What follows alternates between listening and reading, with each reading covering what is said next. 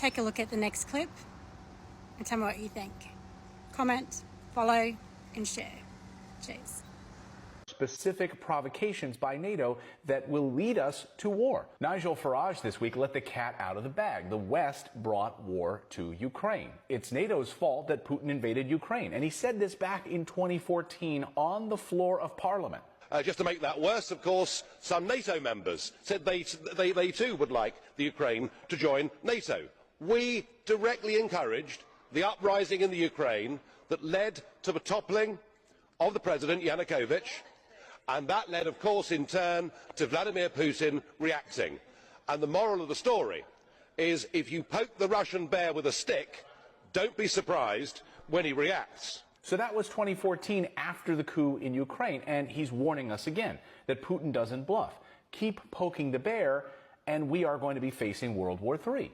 I stood up in the European Parliament in 2014, and I said, and I quote, "There will be a war in Ukraine."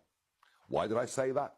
It was obvious to me that the ever eastward expansion of NATO and the European Union was giving this man a reason to his Russian people to say they're coming for us again and to go to war. And during his talks, Putin pointed to NATO's activities as threats not only in Europe, but now even in the Asia-Pacific region. He said this while he was in North Korea, and he said this while he was in Vietnam. Antiwar.com reports that he accused NATO of threatening security in Asia for Russia and other nations, making a deeply interconnected argument that any NATO action globally is a potential threat to Russian security anywhere. So this, guys, is a huge departure. And now NATO is not ignoring Putin's message. Putin must not win. That would show that aggression works and force is rewarded. It will be dangerous for our own security and for the whole world. So we must sustain and step up our support for Ukraine. So now NATO is responding to Putin's response, to their response. You see how this goes, this escalation? So when Putin uses the word existential, an existential threat, he means a threat to the very existence of something. In this case, a threat to the existence of Russia. The threat to Russia's existence is NATO, walking right up to their doorstep. Now, a few weeks ago, NATO posted a tweet saying, "We never made a deal with Russia. We never told them that we wouldn't expand. We never put that in writing. We're a defensive organization that is totally peaceful, and we have every right to expand." Well, that, of course, was an absolute lie, and now we have confirmation that it's a lie.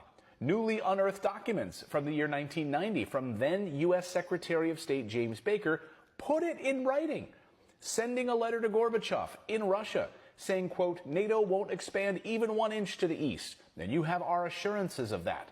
Boom. In writing. So NATO lied to all of us. Here you have the de facto head of NATO saying he won't expand 1 inch. You don't have to worry about it. And just look at that expansion to Russia's doorstep. This is a crazy time lapse showing just how far and how fast NATO has marched. Not only has NATO expanded, but they've quite literally surrounded Russia.